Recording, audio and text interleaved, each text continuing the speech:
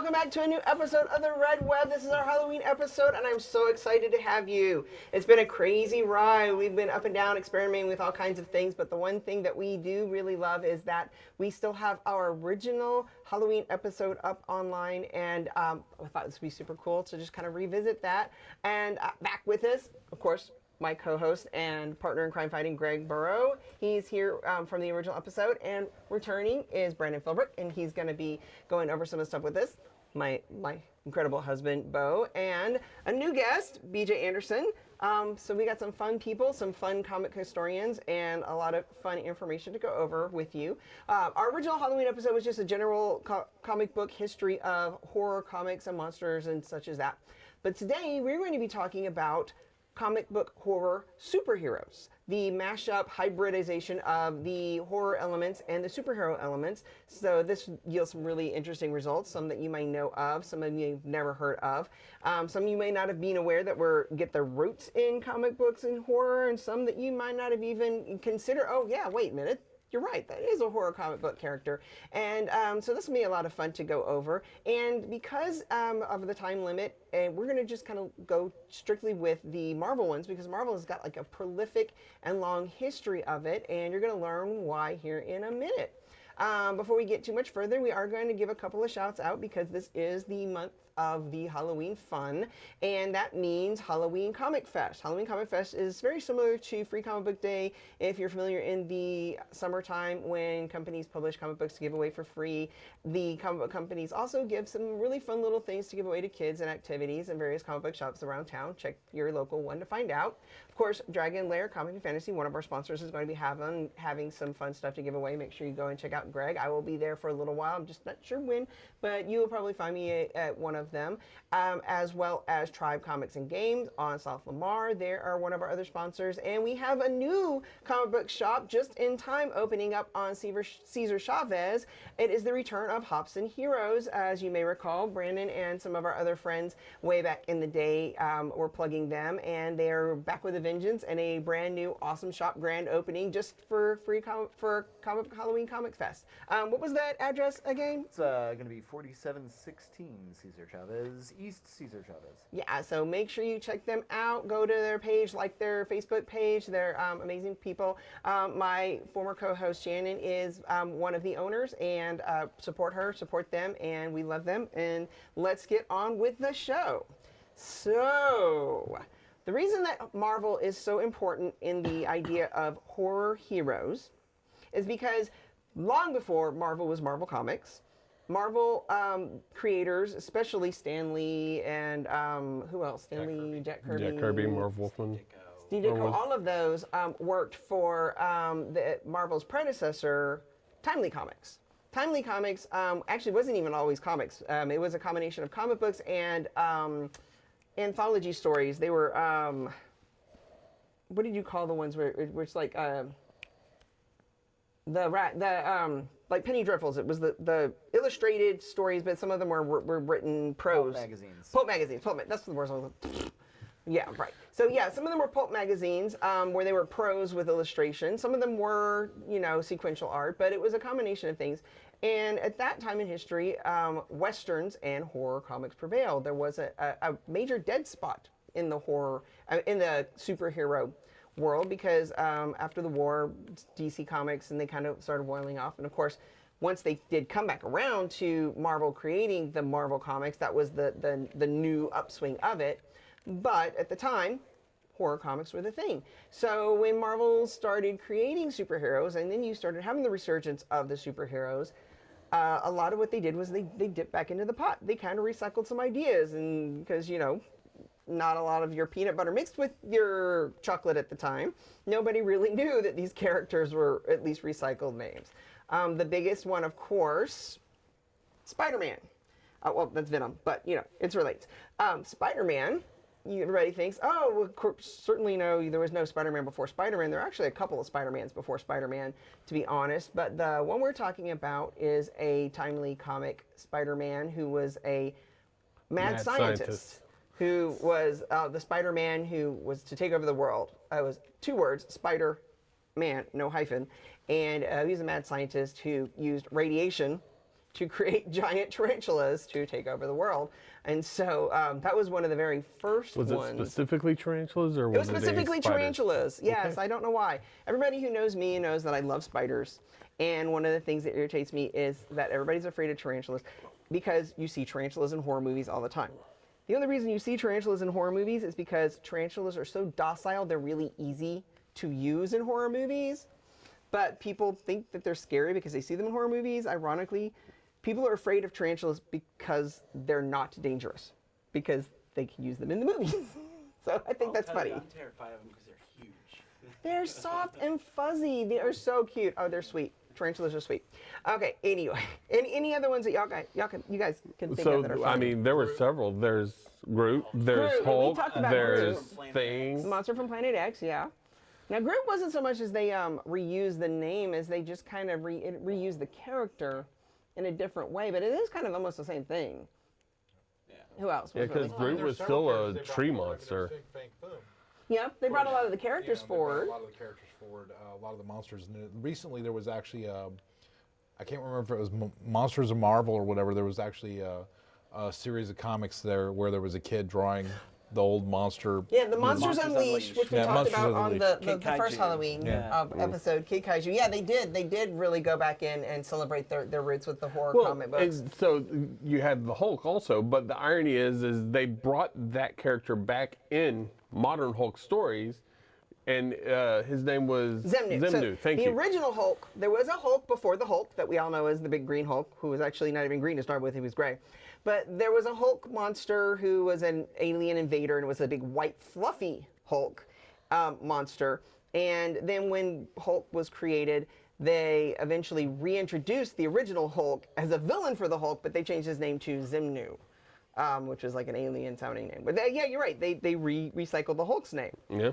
So Didn't they recycle the thing? Also, they recycled The Thing? They recycled Ghost Rider. Right. They turned, that was Because a western. that was a western. Western. Because Yeah, and he they turned he that wore into- all white with the white mask and the then white they- cowboy hat. They changed Ghost Rider into Phantom Rider. Right, and then they renamed him Phantom Rider, and they did actually go back and reuse that character in the Ghost Rider movie with Nicolas Cage. Yeah. So that was actually a Well, it's super fun also in one the too. comics. They brought him into the Yeah, comics too. they, so. they actually wrote him into the history of the Ghost Riders in Nice. the comic books. Very So cool. he's the well, now he's not, but he was originally the first Ghost At the Rider. time, he was the original Ghost Rider. Now, of course, with the most recent Marvel story where they went back and did all the prehistory thing, you have the Ghost Rider riding the flaming mammoth. Okay, I'm not seeing that one. It's Avengers BC. It's great. Yeah. Okay. I really, I hate to admit this, have not read that one yet. I really want to because it's got, of course, my favorite Phoenix. It's got Caveman Ghost Rider riding a flaming mammoth. It's got Agamotto, the Sorcerer Supreme. It's got Odin wielding Mjolnir, and Black Panther. Black Panther. Oh, the original you. Black Panther. Okay, very cool. That sounds like fun. But back to the monsters. Some of the fun ones. A lot of the villains were originally monsters from those series. I know there was a completely unrelated Magneto. There was a completely unrelated monster named Magneto. There was, I think, like an Electro, and there was a Sandman.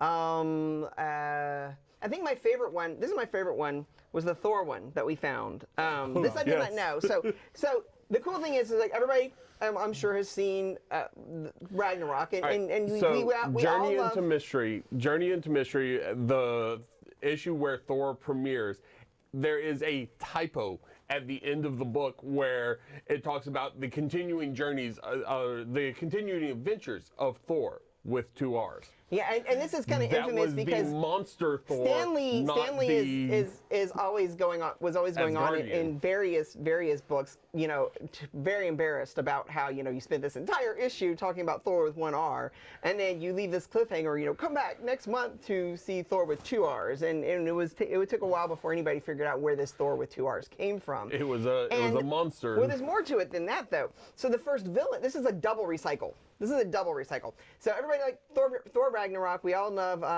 Wakiti played which Korg. The giant rock. The rock monster. Korg was a rock monster. I forget exactly what the species was because somebody's going to have to help me with that one. But The thing is that there's a significance there because in the first appearance of Thor in Journey into Mystery, like I think it was like 83, it was way down the line. First appearance, he fought these rock monsters that were invading, right? Well, come to find out that like in Journey into Mystery, like number 20 something, way earlier, the rock monster that invaded that also happened to look like the Easter Island statues. The monster itself was named Thor with two R's. I know, that was awesome. This is one I didn't know. This is like a recent discovery for myself. It's like I knew about the rock monster. It looked like the Easter Island statues, and they fought Thor. And I did not realize that both the monster and the hero were recycled from that. So that's actually kind of fun to me. Yeah. That was a fun one to me. So go back and look that up. Of course, That's a lot super of cool. that started coming to an end with the Comic Code Authority and. Right. Some of it was really kind of fun to see all those going up. But yeah, monsters for a long time were really prevalent, and then Comic Code Authority came about with Worthing. See, what? The Comic Code Authority They came up because of all the covers and stuff that were being done. The stories were all over the place. People were being murdered on the front covers, and like they were pretty brutal. And so the Comic Code Authority was essentially an inside self-check to make sure so Congress wouldn't like step in and make like actual. Well, there was a lot of sanctions. stuff going on at the time. I mean, there was McCarthyism going Yeah, on. there's There was that. a big backlash against comics. So I mean, all of the comic industry got together, and It's essentially what it yeah. looks like now. Anytime someone complains about video games are too violent. Yeah, Except that's kind of what it comic was. books. Yeah, you had Creep Show, you had Tales Tales from the of the Crypt, Crypt, you had all of those were going on really hardcore, and of course they were graphic as all get out, and people were just pushing the envelope to see what they can get away with. Well, yeah, they came in, they're like, okay, let's dial it back some. And they put the kibosh on a lot of the supernatural elements. Nothing. Greg, I only remember them saying Ixnay on the undead. You said it wasn't just. it was the a lot more than undead. that. It was anything really supernatural because they wanted to get away from anything that was anti-Christian. They were really buckling down on a lot of that because of the fact that they were really afraid of McCarthyism and the Congress anything coming that in. appeared as anti-American, Yeah. like out the door. Just Yeah, get so rid no of it. witchcraft. Yeah. No How did Satan. Doctor Strange survive so long? Well, yeah. Well, so Doctor Strange was still magic, I guess, but it was he was considered Eastern philosophy. I think is how they were able to justify him. In fact, they used him as a way to prove, hey, we get it. Doctor Strange himself was responsible for reading the Marvel universe of vampires. So for a while, there were no vampires in the Marvel universe for a very long while because Doctor Strange, he saved the world from vampires, which was actually kind of cool. Yeah. And that actually went on for a good long while until, when did the vampires come back? Was that during the X-Men? I don't remember when the vampires came back, but that was one of the really cool ones. The vampires came back There with was the- a thing with the X-Men, but that was much years later, and it was Dracula's son. We'll get there. Yeah, Oh, yeah. and they brought in Dracula, and then shortly after Tomb of Dracula started, they Okay. brought in like Morbius and Okay, so stuff. Which- Tomb of Dracula was in the 70s. And that's when Yes. they stopped with the Code Authority. Now, They didn't stop. They just got really lax with it. They were still there, but slowly pushing boundaries, and they started doing stuff like this, Rule by Night. Yeah. I was under the impression, and you corrected me, I was under the impression that Morbius was their attempt to loophole the vampire undead, because for those of you who are not familiar with Morbius, he's a classic... Morbius, the living vampire. He's a classic Spider-Man villain who is a sci-fi vampire. He was First a... appearance in 101. Yep. He was a scientist who was studying blood disease, was trying to cure a blood disease that was common among his family. And he got a hold of some of Spider-Man's blood and mixed it with vampire bat blood or saliva or whatever. And, hijinks ensue, but he's not really dead. He's just a vampire, but not He's dead. not dead. He's not affected by silver, holy water, garlic, or anything like that. He's Right. just, yeah. But I was under Is the he impression... affected by sunlight? No. He just has to drink blood. He just has to drink Okay. blood just a Why little is bit he so too. white? Well, I mean, he was white before. It looks cooler. Yeah, it looks cooler. Yeah, it looks cooler. But you were saying... Some artists draw him with the vampire bat nose. Yeah. Now that was during a lot. That had a lot to do with the Midnight Suns. We'll get to that too. But you were talking about. So in 1970, the year before Tomb of Dracula came out and Morbius debuted in ASM 101, which was also the first Spider-Man issue not written by Stan Lee. up to that point. And he had that was the full thing going with the lizard, and Spidey had 6 arms. Yep. Yes. That I love. And Morbius and the Lizard fought, and Morbius bit Lizard, and Lizard became, a human again. And Yeah. So originally Stan had wanted Dracula for that, but let I think Gil Kane, who was taking over, who you might know from like co-creating the Green Lantern. Yep. Decided instead of going for Dracula, he would go for this entirely new character who's this sort of like tragic villain who accidentally scienced himself into vampirism. And they were able to do that because the year before, the Comics Code Authority got rid of the no undead markers. So Okay. then we got Morbius the Living Vampire, and we got that seminal series Tomb of Dracula, which lasted for what, 70 issues? Yeah, it was a pretty Something around that? hardcore one. Yeah. Now, real quick, going on the sci-fi monster angle, when did Man-Wolf appear then? Was he before or after that? We're talking about, of course, Spider-Man and the Mark of the Man-Wolf. I know when I was growing up, one of my favorite things was the Power Records version of it, which was awesome. It was so much fun. But basically, J. Jonah Jameson's son is an astronaut, and he You picks may up a remember moon him from rock. Spider-Man 2. He was engaged to Mary Jane. Yeah, and he comes back to Earth with this moon rock that he had put on a necklace, and it grafted itself to him, and it turns him into a werewolf at night. So again, science. Science version of a werewolf. Not supernatural. Not Not supernatural. exactly.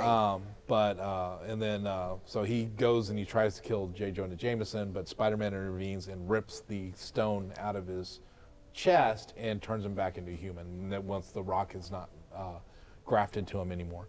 But really great series. He does Or story. eventually end up getting it back and going on a series of space adventures as a horror-inspired hero, and does. Well, he's also in the Earth X storyline that takes place in the future. Mm-hmm. He's permanently living on the moon because he couldn't. He Oh, he's could got a no long longer history of separate from the rock. he's shown up in the very odd '90s spin-off cartoon. He's a main character and a catalyst for the story of that didn't really cope with Spider-Man Unlimited. Paul Dini used him in the last Spider-Man cartoon a couple of times for actually a pretty interesting effect. But yeah, he's another one of those cool characters in that vein. But going forward from that though.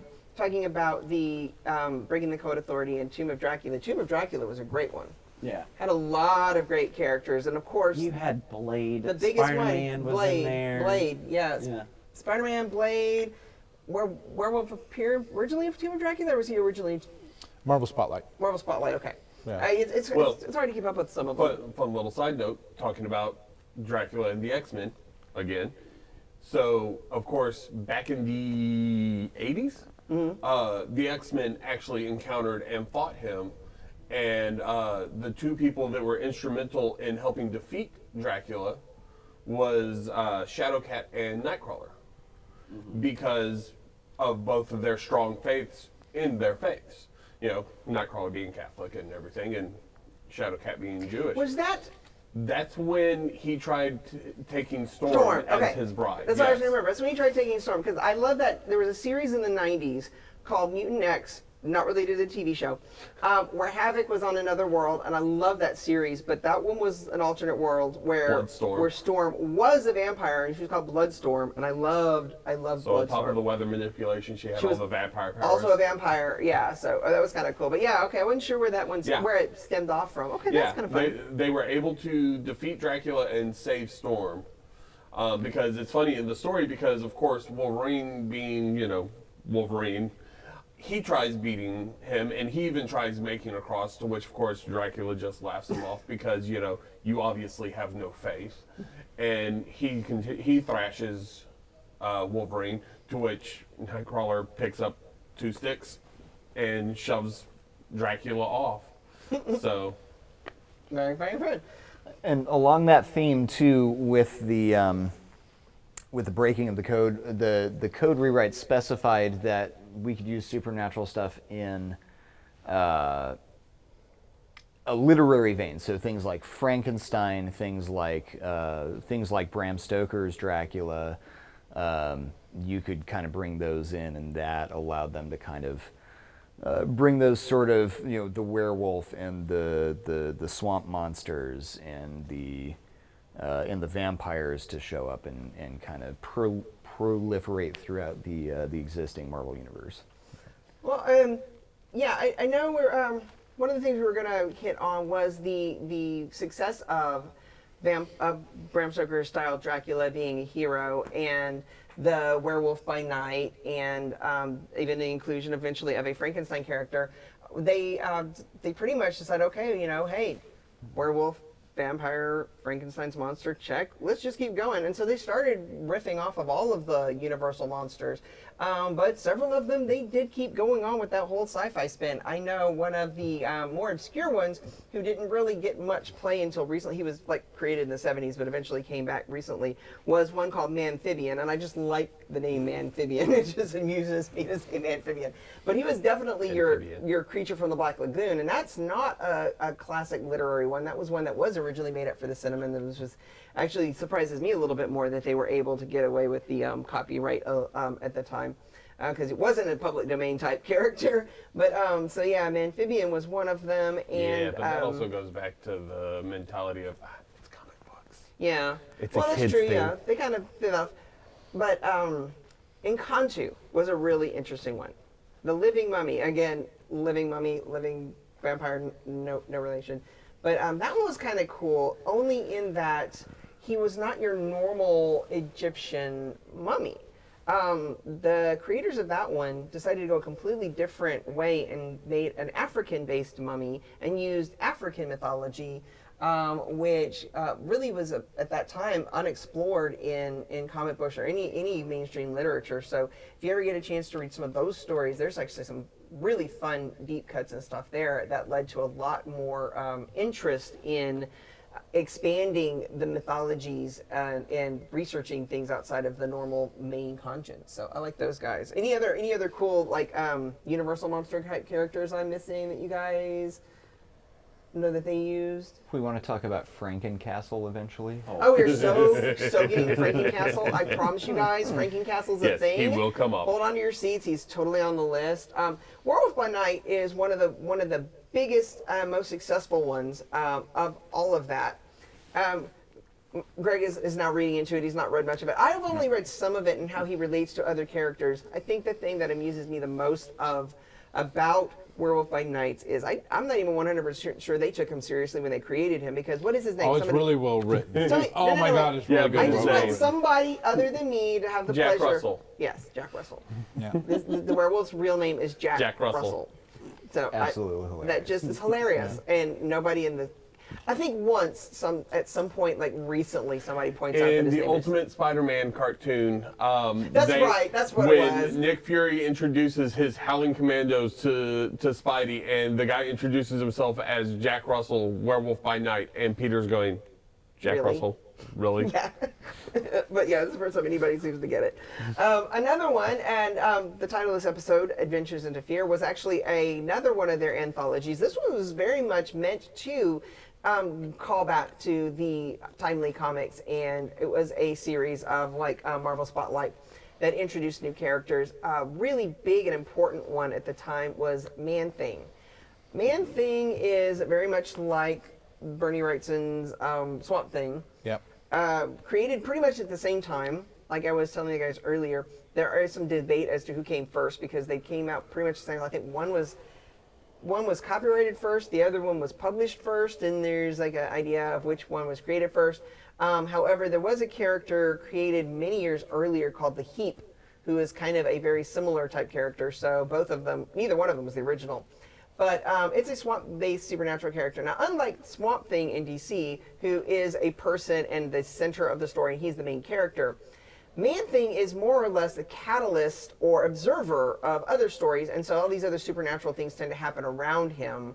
And one of the interesting things of note for him is he ends up being part of a crossroads of sorts of dimensions, and the most infamous character to come out of those stories is a anthropomorphic duck who manages to get stranded from a world of duck people and go on various adventures with him. And yes, his name was Howard. So that is where Howard the Duck first appears. So he actually, I think he would be technically the first Marvel movie to be made. So that's an interesting little side note for your little love Howard the theory. Duck. I like Howard the Duck. I like Seth Green. I like Seth Green doing Howard the Duck. That's just kind of let's go for me. So Man Thing also actually made it into a movie on the Sci-Fi Channel around 2005, I think it was. It's okay if you forget it because I only remember it because I'm that much of a nerd. So it was bad. It was really bad. We've seen it, I'm told. It's really, really bad. Apparently that's how bad it was. I don't remember actually watching it. Anybody have Blocking any out the fun, like, traumas. anybody have any other, like, fun 70s guys that they remember? Any cool things from 70s? Blade's outfit in the 70s. Oh my Oh god, I God, love Blade's yes. outfit in the 70s. Okay, so I mentioned Donny That Cates green before. jacket. I mentioned Donny Cates before a couple of times because I like his stuff. He's actually kind of a fun guy in person, and I love nerding out with him because even when I'm like nowhere near him and I see some of the things he puts in there, I'm like, oh my god, I love it. And he did an update of something I'm going to touch on here in a minute, but he totally put Blade back in that 70s outfit, and it just made me I'm like. Well, so I'm like, talking about Blade. I'm gonna talk one of my black cosplay friends into doing this costume. I'm gonna do it. Watch. I'm gonna put a Talking about picture online. Blade, It's one gonna of the happen. things that a lot of people now don't realize about Blade is he did not start off as half vampire. He was all human. No, he was that vampire, but No. he didn't have any of those powers. No, he started off as all human. Really? His mother was killed by a vampire. They didn't make him half vampire literally until the after the Blade movies. movies. Oh, okay. Not quite. So his origin story from Marv Wolfman. Tomb of Dracula. Not Tomb of Dracula, but the same book that Werewolf by Night came out of. It's Marvel Spotlight. Yes, in Marvel Spotlight, I want to say number 6. They do his backstory, and he was born in 1924 in London. He's so British, he's by the way. British. He's Yes. British, yes. To a prostitute mother. As he was being born, she was being fed on by a vampire named Deacon Frost, who becomes the villain in the Blade movie. Yeah. Making him a Dhampir, which essentially means he's stronger and ages slower and is a little sensitive to sunlight, but does not require blood. Yes. And does not have a lot of those vampiric powers. He got those when he was given a serum by Morbius, the living vampire, Yes. in the late 70s, and that's when he got his sort of need to have a blood-based serum in order to feed on. And he became more strong, and he was able to jump really far and Got it. and, Okay. Okay. became Yeah, I more remember. vampire. He got a power up. I remember he wasn't originally that vampire, but I did know that he was still vampire, or had something from the vampire. But yeah, and then it Yeah. got more so when they tried to align him with the movies, the popularity, which is what they do with the comics and such as that and everything. Another really cool one that we will touch on in a little bit that came out of Werewolf by Night was an antagonist named the Moon Knight. Moon Knight is a really cool character that I'm very fond of. I've very much liked for a long time, and he was originally a supernatural hunter. Is how they build him, and they expanded upon him later. And he was a soldier who He was a boxer. Then he was part of the Marines. Then he was a mercenary.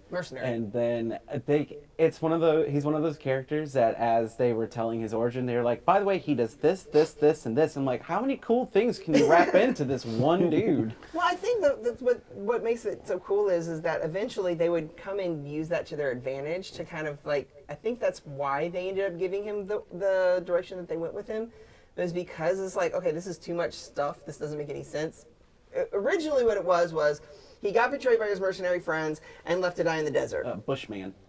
Yeah. Yeah. So he gets left to die in the desert, and he finds this temple, and he is visited upon by the moon god Khonshu, who grants him with the task of seeking vengeance and gives him supernatural powers. Now, eventually, you come to learn that this may or may not have even happened. It may just be in his brain. Because this is my favorite aspect of the story that they end up evolving it into, is that he's and this is how I sell it to people. Imagine Batman if Bruce Wayne didn't know that he was Batman. He's got this, and also had multiple he's personalities. dissociative personality disorder. So basically, his one of his personalities, Mark Spector, thinks he's funding Batman or Moon Knight. His other personality, Moon Knight, thinks that Mark Spector is paying for him, is bankrolling him, but they have no idea they're the same person. And then he's got like underworld Don't forget contacts. the taxi driver. He's got underworld Yeah. contacts, such as his taxi driver, who he thinks is a contact, but isn't really another person, is actually himself as well. And it goes on from there. And each of these different personalities asks a different aspect of him, and it just fascinates me, and I think it's a really cool character. But he originates in the story here. Speaking of Blade, and Werewolf by Night, this is another thing that I was telling Greg. The original curse that gives Werewolf by Night his werewolf curse is a page from the Darkhold. This is a very important supernatural element in the Marvel universe, and if you ever watch the Shield television show, it actually shows up in the Shield television show, the Darkhold. Shows up in S.H.I.E.L.D., showed up in the Blade TV series The because Blade TV the series, House that's what I was of going to say, Cthulhu. yes. So the Darkhold was a book of magic book of evil, I guess. I don't exactly know what it was. It's whatever fits the story. But originally it was meant to hold the evil of the devil, known as Chthon. And the cool thing about that is that it started with, back in the day when Marvel was still licensing characters. For those of you who don't know, nice little fun Marvel monster thing that we talked about before.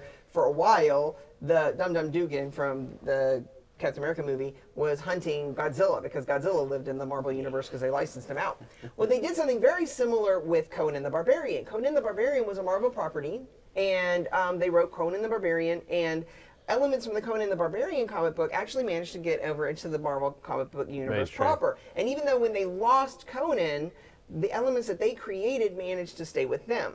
And Chthon was actually a villain that Conan fought in that comic book. And so He fought his cult. He fought his cult, the cult of Chthon, yeah. So even though Conan wasn't there anymore, the Book of Chthon and the Darkhold that was in the Conan books managed to stay in the Marvel universe, and it spilled over, and so that's where that came from. So when the Blade TV series came along on Spike TV for a while, it was called Blade House of Chthon. We never actually saw where that was going to play out because it only lasted one season, but that's another kind of. And it was fun. really good. I enjoyed it. I really enjoyed did. it a lot. But with going back to Agents of S.H.I.E.L.D. and talking about characters that got their start in the 70s, who were they tying into the Book of Chthon but Ghost Rider? And Ghost Rider, exactly. So, of course, Ghost Rider is another one of my favorite characters that, while I am enjoying the Robbie Reyes version that shows up in S.H.I.E.L.D., and, of course, you've got the Nicolas Cage Ghost Riders, the one I would really like to see is the Danny Ketch one. Except the Nicolas Cage one was actually kind of a hybrid. Because they We've had that argument All right, you know before. what? That's actually the next part. We're gonna go from that. So, anyway, Man Thing, Howard the Duck, Legion of Monsters, we got all that going there. So, Universal Inspire and kind of okay. So next we're going to talk about the 90s. The 90s was a really cool time for Marvel superhero monsters. This is when I was getting into them and reading them. I loved the 90s Marvel monster stuff and supernatural characters because it was the first time Marvel did this really cool experiment where they created an imprint, a separate imprint, a sub-universe. It still was in the Marvel universe proper, and they could conceivably cross over with other characters, but for the most part, it's kind of like, you know, how the Netflix shows are technically part of the Marvel Cinematic Universe, but they're kind of not. It's what they did with their supernatural characters. They're technically part of the main Marvel Universe, but they still kind of kept to their own, and they told some really amazing stories, and this was what they called the Midnight Suns. The Midnight Suns was a launch of a half dozen books, and it ended up going up and down, you know, in titles between its run. And they had their own unique branding on top, so you could tell what they went to, and their own crossovers within them, and some really fun stories. It included Doctor Strange, Ghost Rider, Johnny Blade, Blaze came back, and so Morbius. there's a second one, Blade, Morbius, any of their supernatural characters. Because that's when Morbius had all the vampire powers, the being able to turn into mist and Yep. change into a bat. And he got those from the Darkhold. Yeah. And the Darkhold played a big part in that story and across the board. So there were some really, really cool ones in those. Wasn't that also during the time where they tried to make Hobgoblin and Spider-Man this weird, like, goblin, like got a legitimate, Demogoblin. yeah, Demogoblin, Yes. yeah. yeah, and he like takes off his mask, and it's even more horrific underneath. Yes. Which Demigoblin, and by Split all off. means, no one's going to be. I'm in the right group for it. Correct me if I'm wrong, but Demigoblin is from one of the ones from Infinity War, because No. isn't he one of the doppelgangers? No. So this is cool. This is a nice little cool Spider-Man monster thing that I love, and you'll be on here with me. So Demogoblin was originally Philip Mackendale, the second Hobgoblin, who was not as good a Hobgoblin as the original Hobgoblin, which at the time they didn't know the original Hobgoblin's name, but that's neither here nor there. So he made a deal with a demon to get better powers, and he started slowly going bad and turning demonic. Well, It was that's horrific. Yeah, it was horrific. Well, eventually it got so bad that Spider-Man took him to Doctor Strange, and Doctor Strange cured him, but it backfired. He accidentally brought this demon thing and split them off and brought the demon thing into the real world. So Mackendale back to being like a normal Hobgoblin, but now we have this thing called the Demogoblin, which is this whole new thing on its own running around. Well, in the real Infinity War story, which is the follow-up to the original Infinity Gauntlet storyline, the opposite number of the Adam Warlock, called the Magus, he reaches into this dimension of proto-matter and brings out these like spirits things and creates an evil doppelganger of everybody on the earth to fight them. And they're these monsters that have their opposite powers. And Spider-Man has one, and it fights it, and Spider-Man kind of defeats it and everything, whatever. Well, the Demogoblin comes and finds it and takes it to hell.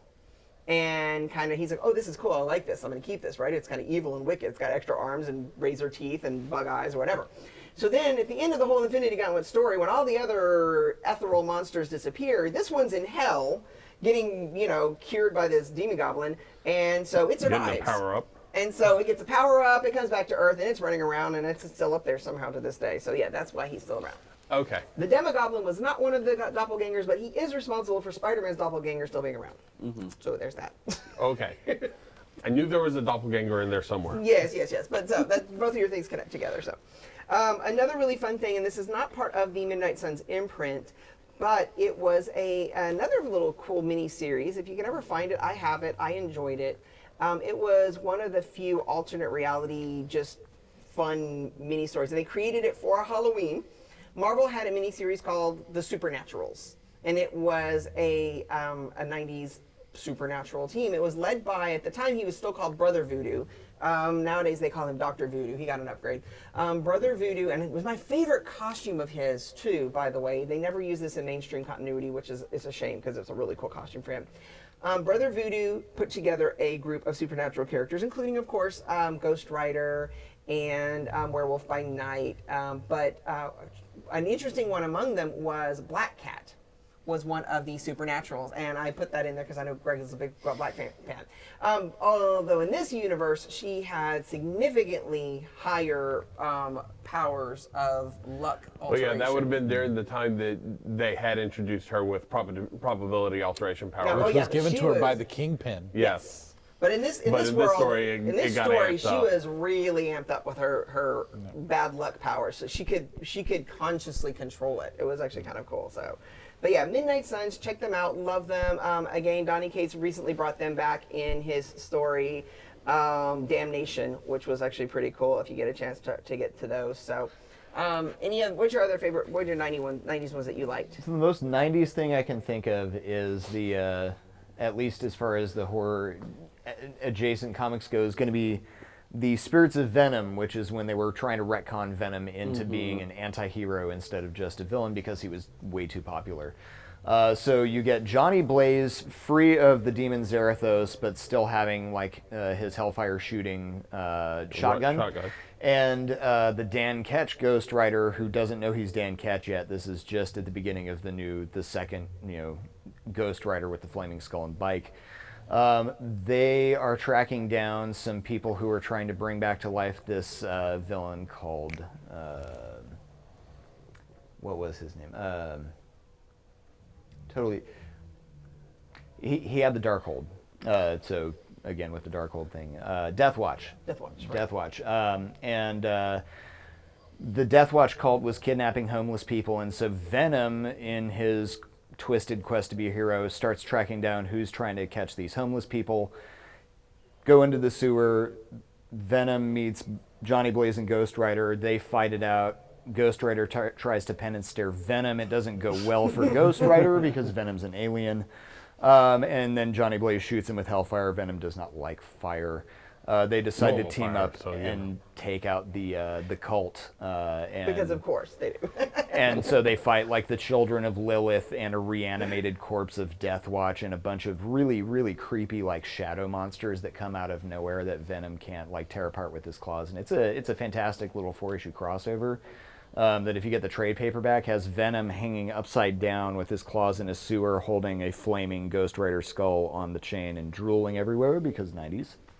My two favorite things from that was what got me into the Midnight Suns was the Spider X, was a kid that worshipped Spider-Man and wanted. The whole premise of the Midnight Suns was that the Darkhold was out in the world, and this trickster demon ripped out these pages and was sending them to people just to sow chaos. Okay, so they were out trying to collect these pages and stop all this chaos. Anyway, so this one kid who worships Spider-Man gets a hold of a page and wants to be Spider-Man, and it totally goes completely wrong. He turns into this big monster. Again, a 6-armed razor. Anytime there's an evil Spider-Man, it ends up with 6 Always arms. has multiple arms. and pointy teeth. But anyway, so they have to stop this Spider X monster thing, which I liked and stuff. But that's what got me into it. But my favorite part of the whole entire storyline is Doctor Strange. He ends up losing the title of Sorcerer Supreme to another demonic entity, and he goes into hiding underground. He goes underground, literally underground. He goes into the earth. And while he's collecting his power and trying to absorb energy from the ley lines, he creates 2 aspects of himself, 2 avatars, to send out into the world to take his place. And they are 2 halves of himself. One is, his name is Dr. Stevens, who is Vincent Stevens, who is the doctor part of him, and he's the one who maintains his finances and his day-to-day life, and is supposed to be taking care of the mundane aspects of the world. And then he creates this being that he simply calls Strange, and he is just I don't think he calls it that. I think that's just the name everyone starts assigning to it because it has the symbol and then yeah. Cool outfit. Yeah. It's got the cool. Oh, That's that the outfit. cosplay that I do. That's my favorite Yeah. outfit. That's the cosplay Really of cool Doctor Strange outfit. that I do. So anyway, so he sends out this thing that's supposed to be the hero, and of course, 90s and extreme. It's a very violent and and it's really cool. At some point, they realize that they're both halves of a whole. Strange is trying to absorb Stevens because he wants to be whole again. Stevens wants to maintain his own separate independence, and so it creates this clash. Didn't you reverse that? Nope. Because Nope. eventually I know Strange becomes his own independent entity. So Strange ends up dying, and It's so Clea, confusing. Clea, Doctor Strange's girlfriend, gives him the body of one of her bodyguards who had died fighting the Dormammu, and he becomes her new something. Lieutenant, something, Yeah, yeah. he becomes being called Paradox, and I don't know what ever happened to him, but anyway. I don't know because in the most recent Doctor Strange story that I remember, he wasn't around. Yeah, but anyway, they were super cool, and I love them, and 90s. But Yeah. So back to Dracula and the X-Men. Then of course, late 90s, 2000s, you get a resurgence of them yet again. Although this time instead of Dracula, it's Dracula's son. oh, okay. Yeah, he's decided that he wants to do what every good classic villain wants to do: take over the world. All he's missing is a pinky. And that one I found to be a very good, very entertaining story because I loved the Vampire Jubilee. But before I go there, there's a little bit of a retcon where you find out that You can't leave us hanging with the Vampire Jubilee guys. you find out that Xavier actually knows on a personal level Dracula. Of course, because why wouldn't he? There's a story where he's talking to Jubilee, trying to help her come to terms with her new condition, And after Did she's it happen before or after M-Day? that happened after M-Day because she was no longer a mutant. She was struggling with not having her pyrokinetic powers, where she did her little fireworks, and then the whole vampire thing happens and she becomes a vampire. And so once again, Xavier goes into the teacher mentor role of trying to help her come to terms with that. And that gave you a short little miniseries where you find out that the whole reason Xavier knows how to handle a sword the way he does is because before he met Shadow King and was crippled and all that, he met Dracula and they hit it off, and Dracula ends up teaching him how to use a sword. Yeah, I don't remember the whole story. I can't. What do you want? But yeah, so it was for that extended period. I loved the Vampire Jubilee because every time you see her, she's got that bright yellow jacket that, of course, Jubilee is known for, and then she's got the parasol, So, all goth and tragic so looking. modernizing the vampires and the X-Men, that's cool. The other more fun, more recent monster stuff, other of course than Kid Kaiju, was you want to talk about Frankencastle. Frankencastle was cool because he came out of the newer Legion of Monsters, which Morbius was running when he was underground, And originally Marvel Zombies. and the Marvel Zombies, right? And so, what was it that they had? They had was it a Bloodstone? Yes. Yeah, and then they found the Punisher's decapitated head, and Morbius and Doctor of course, Strange and he was start. killed Oh, by Doctor Strange was part of that. I think so. It Oh was gosh, I'm blanking. the Ken. Oh, Yes, Wolverine's son at the time, who was Dark Wolverine, that's right, because actually he cuts him up into pieces. cuts him up into pieces. Yes. They found his torso, his head, and at least one of his arms. Yes. and then put him together with other stuff. He was actually Yeah. found by the Amphibian in the sewer. Yes, he was. Amphibian, I got to say it again. Okay, Amphibian. so Amphibian drug his pieces to the Legion of Monsters, and Morbius, the living vampire, uses a bloodstone, and they put him back together, and until he somehow heals. I don't know, I didn't get that far.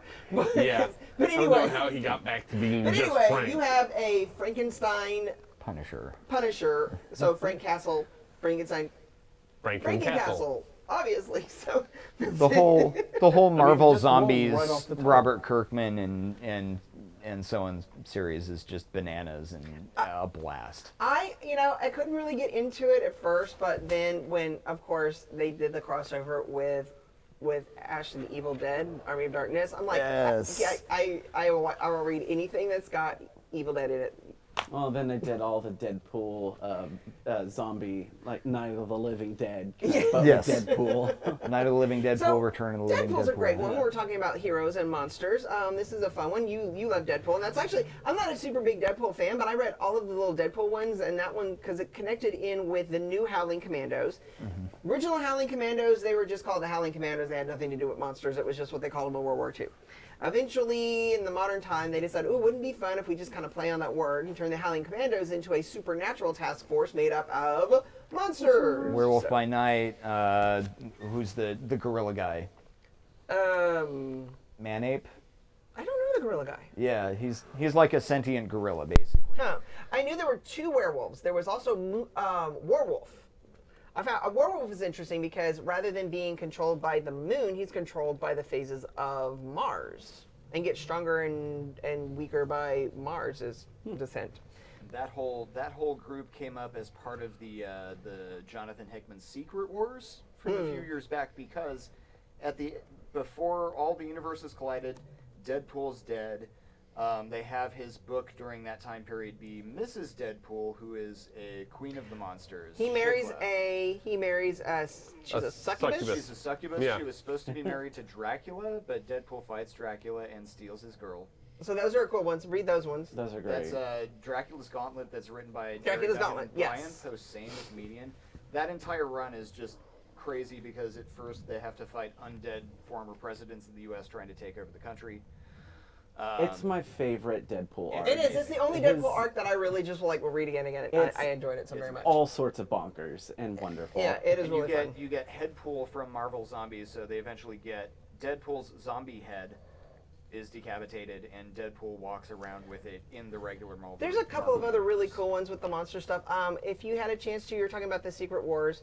I think one of the ones was where they had the alternate version of Spider Island, where it was Venom instead of Spider-Man, and I love that one because you have the Queen who has got everybody under their thrall, and the only way that Agent Venom, Flash Thompson, can break the heroes out of it is to override them with something worse or different or stronger.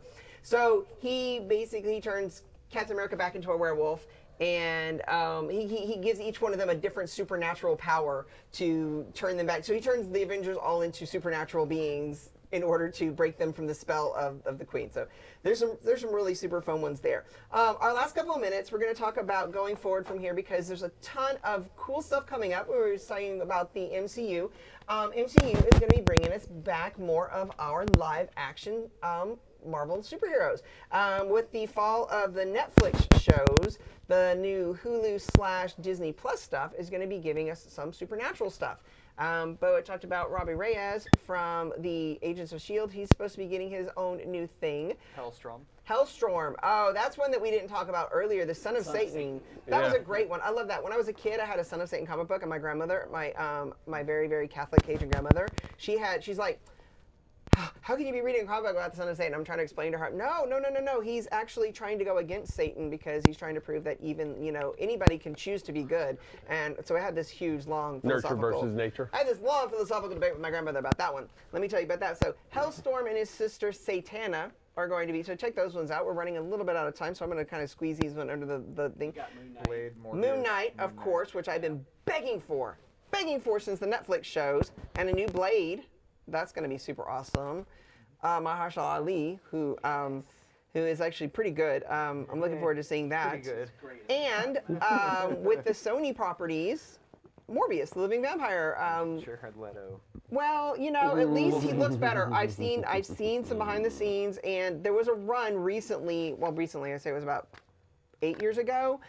There was a really good Morbius miniseries extended series, like 12 issues. That was amazing. It was amazing, and this story's supposed to be set on it, and I'm really looking forward to it. If that's a direction they're going with, then Yeah. It'll be really good because Yeah. the story was so good. You read it? Yeah. Absolutely. He's not going to be called the Rose. I forget what the character is that he's playing, but the villain in lieu of the Rose, because that connects to Kingpin, so the rights are still with Netflix. But it's Matt Smith is playing the villain. Nice. Yeah. All right, well. Yeah, I know, right? Which means finally another Doctor Who is a Marvel villain. I'm just telling you. I'm telling Bo. I'm waiting. I'm doing him in line because well, no. Eccleston was in Thor. Eccleston was in Thor. Malika. Mr. Purple. Yep. And yeah. Purple Man, and now we have Matt Smith. Now, Capaldi is like, he's a traitor because right now he's filming Suicide Squad 2.